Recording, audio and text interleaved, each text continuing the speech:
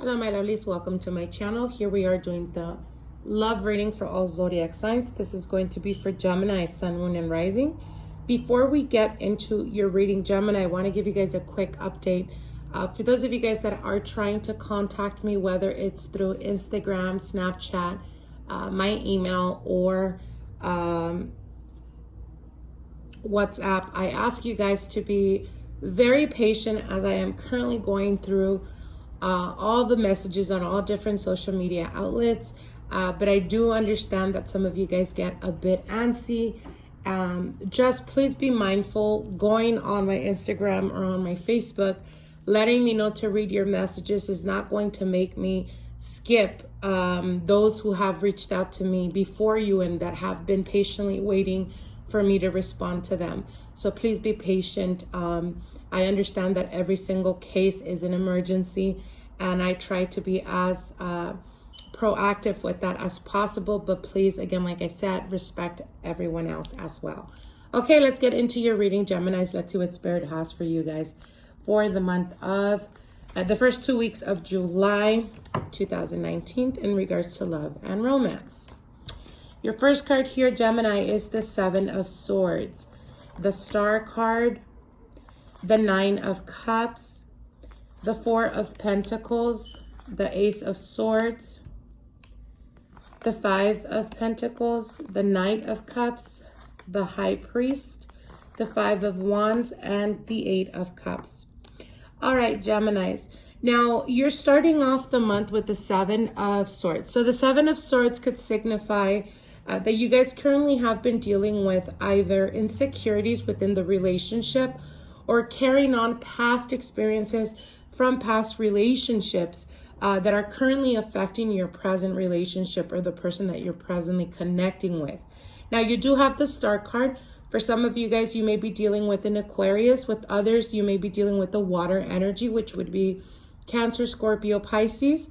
I also do see earth and air. So I actually see all the signs here. Now, the Star card is a representation of whatever difficulties you have gone through in the relationship, with the Five of Pentacles right at the center.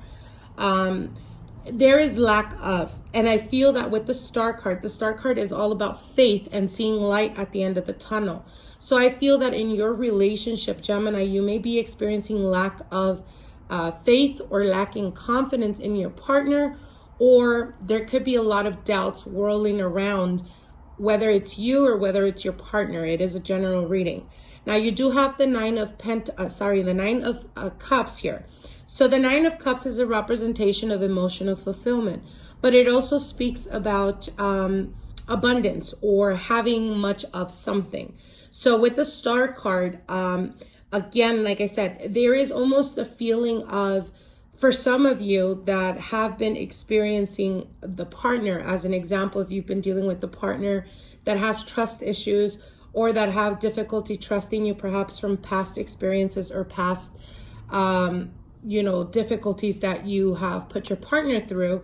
With the Nine of Cups, it's almost a feeling of having the need, you, Gemini, having the need to recompensate, giving them the best you can, putting your best foot forward.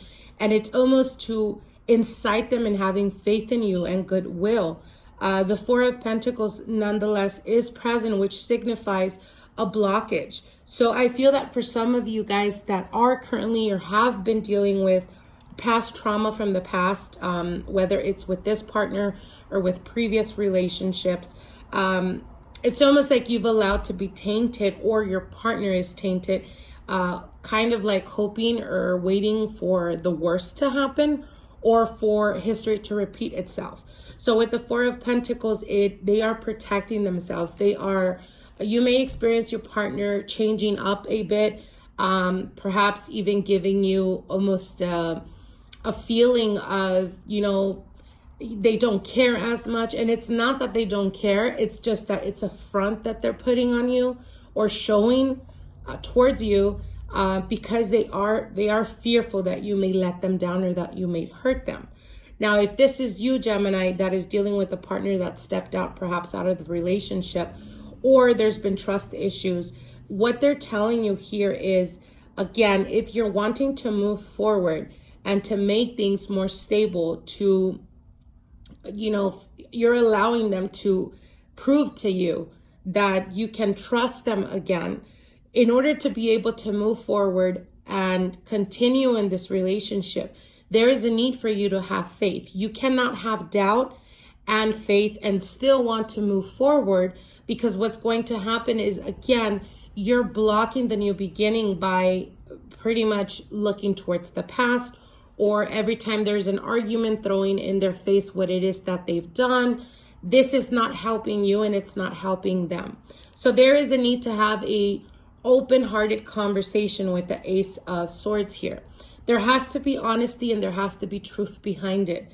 That is the only way you're going to be able to overcome the current blockages that you're dealing with in regards to not being able to read your partner, or not really knowing exactly what it is that they're up to or how they're feeling. And again, your perception of it could be that maybe they're losing interest in you, which is quite the opposite of that. They are so emotionally invested, but they are also fearful of being hurt or being let down, which is why they are, you know, almost in this shell of protection, making it seem like they are indifferent. Now, we do have the King of Cups here, and the King of Cups is a representation. It could be a water sign, again, Scorpio, Pisces, Cancer. But with the Four of Pentacles, again, it's a protective shield, coming off as indifferent or aloof or standoffish, because they are so deep and wrapped into your emotions of what they've experienced, that they, you know, almost promised themselves that they would not go through this. Now, keep in mind, Gemini, this could be you as well. It is a general reading. But we do have the High Priest here, and the High Priest is taking the knowledge and the understanding and the wisdom that you've gained from the past experiences or past relationships, and understanding, again, like I said, if you're wanting to move forward and fix this relationship, you have to let go of the past. You have to forgive, basically. Now, I know everyone says it's easy to forgive, but not to forget.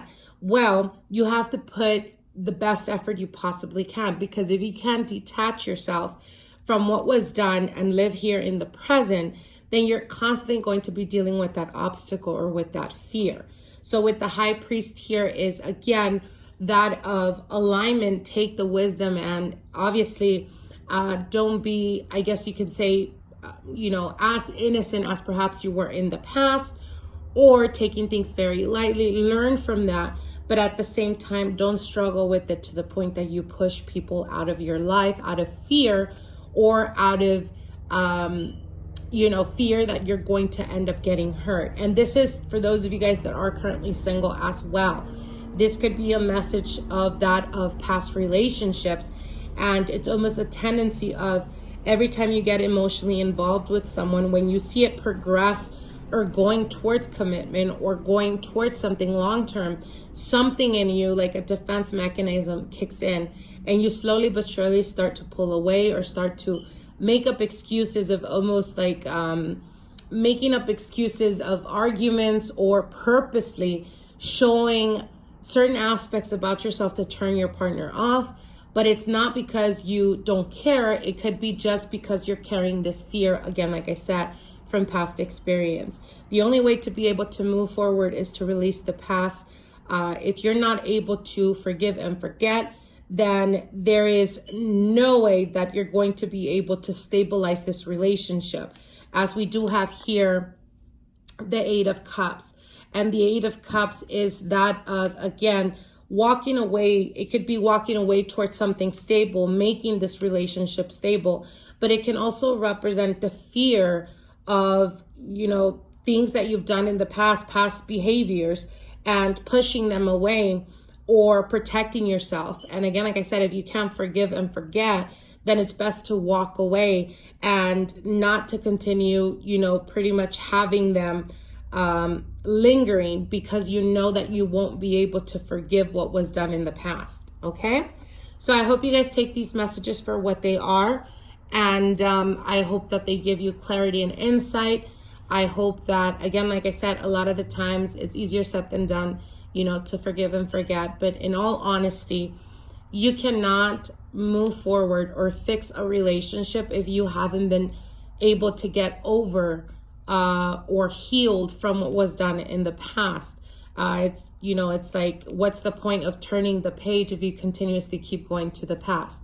And this is also a reflection of that, of, you know, when there's arguments or misunderstandings, to judge them harshly, because even if they are being good and they're being loyal and they're trying the best they can to prove to you, people have their limits. So again, remember that. Okay, Gemini? Well, I will see you guys soon. I hope you guys enjoyed this reading, and we'll talk soon. Bye.